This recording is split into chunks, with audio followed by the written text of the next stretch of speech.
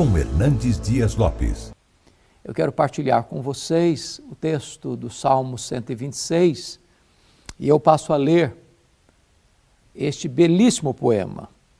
Quando o Senhor restaurou a sorte de Sião, ficamos como quem sonha. Então a nossa boca se encheu de riso e a nossa língua de júbilo. Então entre as nações se dizia: grandes coisas fez o Senhor, ou tem feito o Senhor por eles. Com efeito, grandes coisas fez o Senhor por nós. Por isso estamos alegres. Restaura, Senhor, a nossa sorte como as torrentes do Neguebe. Os que com lágrimas semeiam, com júbilo ceifarão. Quem sai andando e chorando enquanto semeia, voltará com júbilo, trazendo seus feixes. Esse salmo está dividido em 3 tempos bem definidos: passado, presente e futuro. Os 3 primeiros versos olham com as lentes do retrovisor e olham para o passado com um profundo senso de gratidão. O verso 4 pousa no presente e ele está marcado por um forte clamor ao Deus dos céus. Os versos 5 e 6, com a visão do farol alto, olham para frente, para o futuro, para um tempo de esperança e de grande trabalho. Esse salmo é considerado um salmo pós-cativeiro babilônico. Talvez um dos capítulos mais sombrios da história de Judá, quando Jerusalém foi cercada pelo exército caldeu. E durante 3 cercos, a cidade resistiu. 606, 596, mas em 586, no 3º cerco, a cidade foi tomada. Jerusalém foi arrasada. O templo belíssimo, verdadeiro palácio de mármore bordejado de ouro, construído por Salomão, foi arrasado desde os seus fundamentos. Um mar de sangue na cidade. Crianças, mulheres, pisoteados como lama nas ruas. Um massacre terrível e desumano. O profeta Jeremias, que foi testemunho ocular desta barbárie, chega a dizer que mais felizes foram os que morreram à espada do que aqueles que morreram de fome dentro dos muros de Jerusalém. Muitos foram levados cativos para a Babilônia. E ali, às margens dos rios da Babilônia, aqueles judeus levados prisioneiros e cativos choravam, lembrando de Sião, dependurando suas harpas nos salgueiros. Foram 70 anos de amarga escravidão. Mas dentro da soberana providência divina, do plano eterno de Deus, depois dessa disciplina severa, mas amorosa, Deus abre as portas da prisão. Deus traz de volta o seu povo, a sua terra, para dar continuidade ao seu projeto redentor. E este salmo retrata de maneira eloquente e singular este retorno, esta libertação, esta ação soberana da providência de Deus. E então o salmista está aqui rememorando o passado, deste momento da libertação, da restauração, do retorno. E ele começa olhando para o passado assim: quando o Senhor restaurou a sorte de Sião, ficamos como quem sonha. Foi algo maior do que o planejado e o desejado. Não foi a libertação uma ação humana. Não foi apenas um engenho humano de decisões políticas. Esta libertação, é atribuída a uma obra exclusiva de Deus, quando o Senhor restaurou a nossa sorte. Deus é o Deus que restaura a nossa sorte. Hoje nós não estamos mais na mesma realidade daqueles judeus de outrora, mas há muitas pressões, há muitas opressões, há muitos cativeiros, há muitas prisões invisíveis que oprimem, que massacram, que tiram lágrimas dos olhos, que trazem sombras para a alma. E o nosso Deus ainda continua fazendo maravilhas, restaurando a nossa sorte. O verso 2, ele diz que naquele momento da restauração, a nossa boca se encheu de riso e a nossa língua de júbilo. A intervenção de Deus traz alegria mesmo. As algemas são quebradas. O cativeiro é interrompido.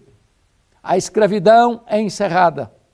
A liberdade raia no horizonte da nossa vida. E em vez de tristeza tem alegria. Em vez de choro tem júbilo. Em vez de escravidão tem liberdade. Em vez do cerco do inimigo tem as amplitudes da libertação de Deus. Em lugar da morte prevalece a vida. O texto prossegue e diz: então entre as nações se dizia, grandes coisas o Senhor tem feito por eles.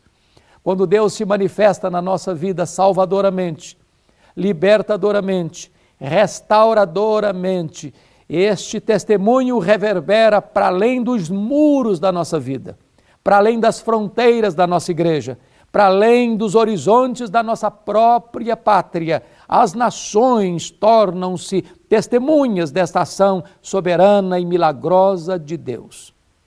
O verso 3 prossegue e diz: com efeito, grandes coisas fez o Senhor por nós, por isso estamos alegres. Agora é a reflexão, agora é parar para ponderar, para botar na ponta do lápis, para anotar, verificar o que Deus fez na nossa vida, na nossa família, na nossa igreja, na nossa história, na nossa nação. Este fato não é contado apenas para além dos muros, este fato é considerado para dentro dos muros. E o resultado é um sentimento de gratidão. Hoje, esta igreja pode celebrar com gratidão tudo quanto Deus já fez por vocês. Quantas maravilhas, quantos milagres, quantas intervenções soberanas, quantas libertações extraordinárias, quantas vidas restauradas, quantos que já estavam com a esperança morta, já tinham jogado a toalha e foram recuperados e restaurados. Quantos que estavam à beira da morte e recobraram uma vida. Quantos estavam prisioneiros dos vícios, das mazelas deste mundo que foram libertas.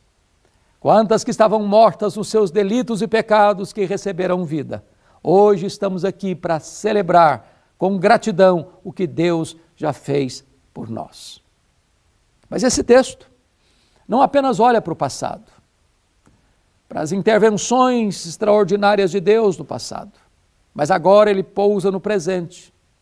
Olha o cenário daquele povo que já tinha voltado do cativeiro, diante de uma Jerusalém ainda arrasada, que ficou 142 anos debaixo de escombros, do ano 586 ao ano 444 a.C., quando Neemias vem para reconstruir a cidade. E eles olham para aquele cenário de um povo pobre, cercado de inimigos, cercado de desânimos, com injustiças internas, com pressões externas, e clamam a Deus em oração assim: restaura, Senhor, a nossa sorte, como as torrentes do Negueb. Esse texto enseja-nos algumas lições oportunas. Primeiro, um passado de glória não é garantia de um presente vitorioso. As vitórias do ontem não servem mais como garantia das vitórias de hoje. As glórias do passado não podem mais nos manter de pé hoje. Todo dia é dia de andar com Deus. Todo dia é dia de se recobrar, de se reanimar, de se levantar e de botar o pé na estrada e de prosseguir. Nós não vivemos no passado, nós não moramos na saudade. Hoje é dia de ser cheio do Espírito Santo. Hoje é dia de caminhar com Deus. Hoje é dia de experimentar as intervenções soberanas de Deus. Por isso a oração restaura, Senhor, a nossa sorte. Segundo lugar, a sequidão hoje não deve ser motivo de desânimo, mas de clamor. Note você que o salmista poderia estar aqui reclamando, murmurando, lamentando, rendido ao pessimismo, completamente nocauteado por um presente sombrio de pobreza, de opressão, de inimigos e encurralando-nos, oprimindo-nos, ameaçando-nos. Mas em vez de se render ao pessimismo crônico e doentio, o salmista resolve enfrentar aquela crise e a carranca dela com clamor, com oração, buscando a face do Deus Todo-Poderoso. Restaura, Senhor, a nossa sorte. Mas em terceiro lugar, o salmista entende que a restauração é uma obra soberana de Deus. Restaura, Senhor. Só Deus pode restaurar nossa sorte. Só Deus pode curar a nossa alma. Só Deus pode perdoar os nossos pecados. Só Deus pode adestrar as nossas mãos para a batalha. Só Deus pode nos encher do seu Espírito. Só Deus pode nos dar conquistas mais expressivas hoje do que nos deu no passado. Então, a oração é esta, entendendo que quem faz a obra é Deus, quem restaura a igreja é Deus, quem restaura a alma é Deus, quem leva a igreja adiante é Deus. Mas em quarto lugar, a restauração é fruto de oração. Note você, restaura, Senhor. Quando você acha que o ambiente está carregado demais, que o cenário é cinzento demais, que o vale é profundo demais, que os mares estão revoltos demais, que os inimigos estão vociferando demais, que as nossas forças estão pequenas demais.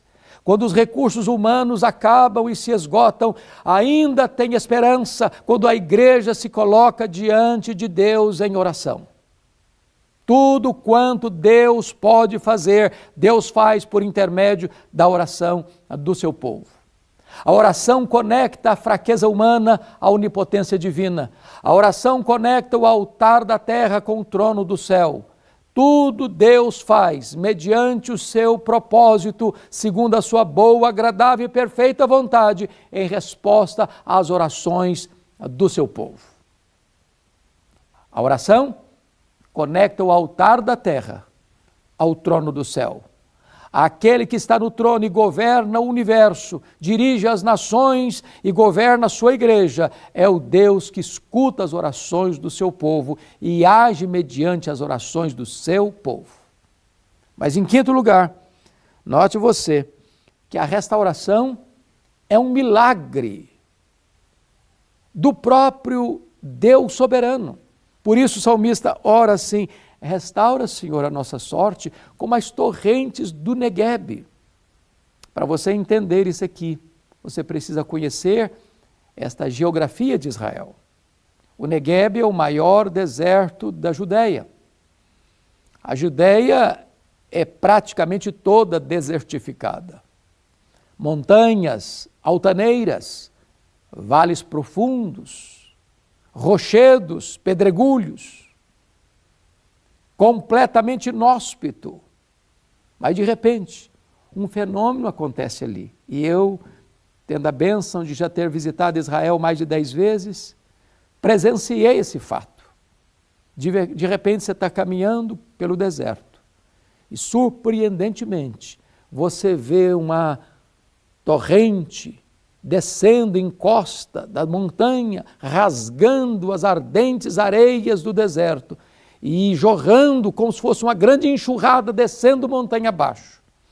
E onde essas águas vão rasgando as entranhas do deserto, tudo vai florescendo, tudo vai frutificando. Ali se transforma num vadi ou num oásis. E reverdece.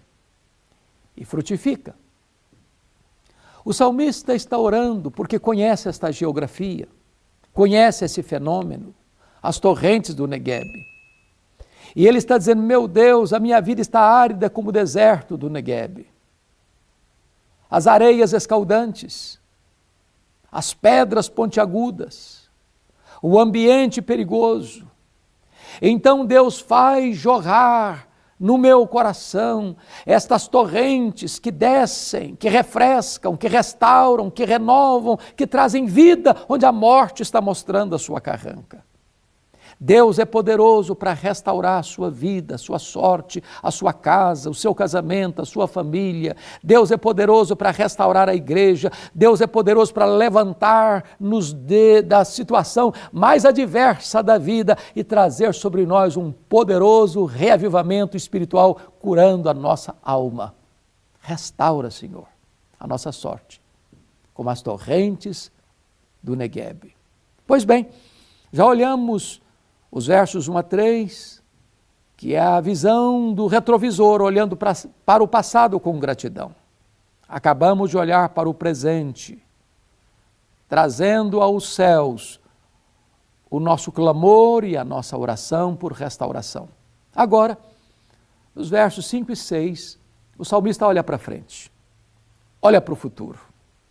E ele pensa em investimento, em trabalho, em ação, em semeadura. E ele diz assim, no verso de número 5, os que com lágrimas semeiam, com júbilo ceifarão.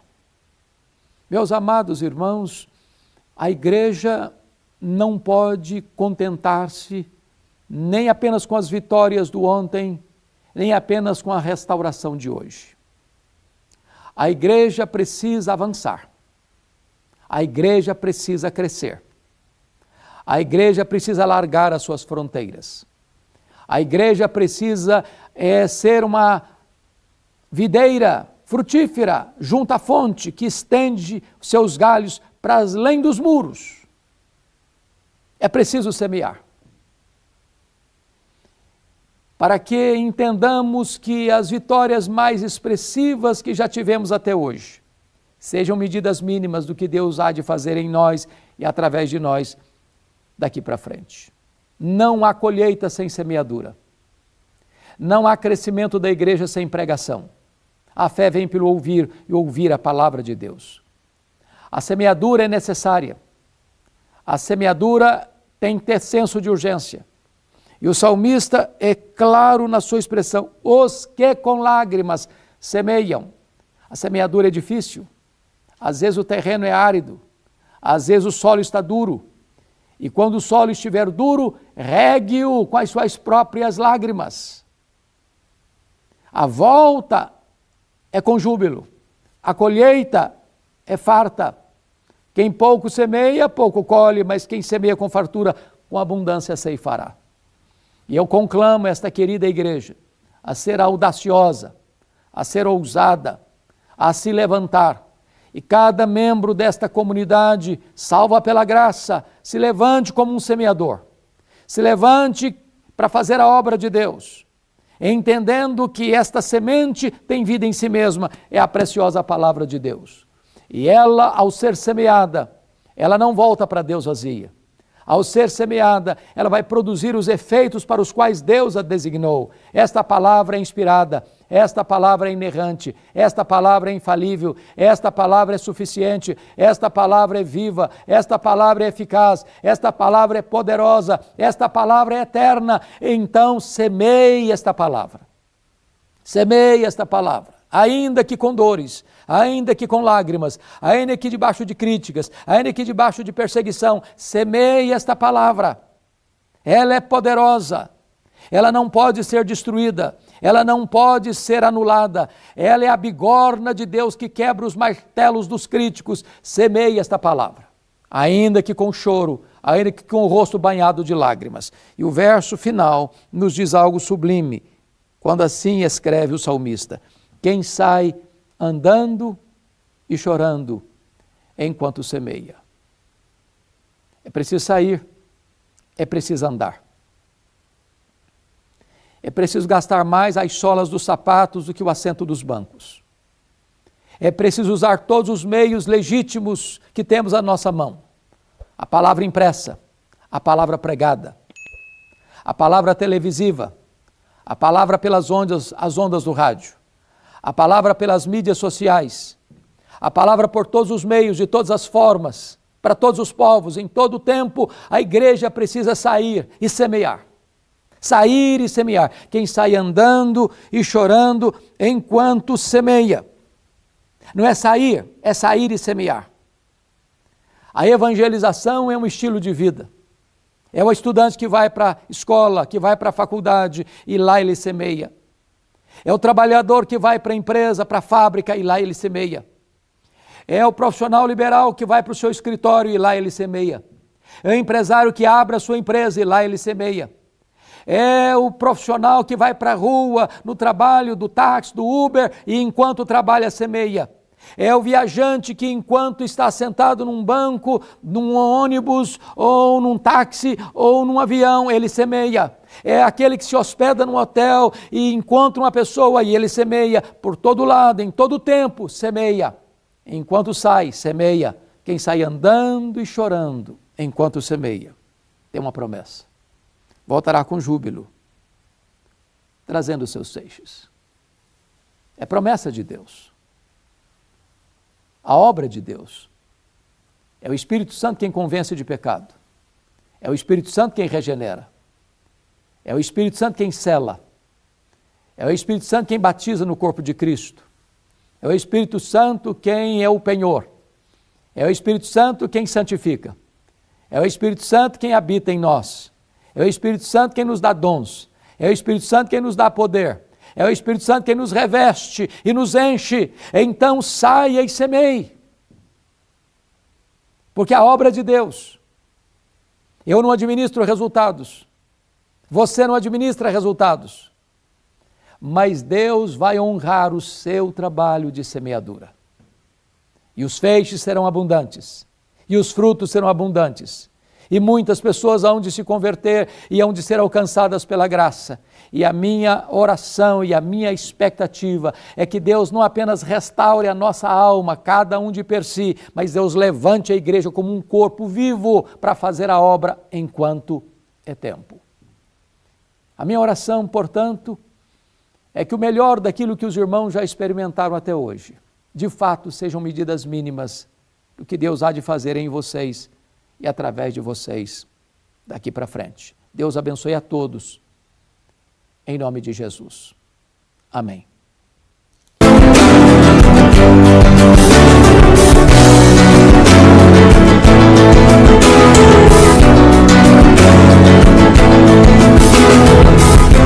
Palavra da Verdade, com Hernandes Dias Lopes.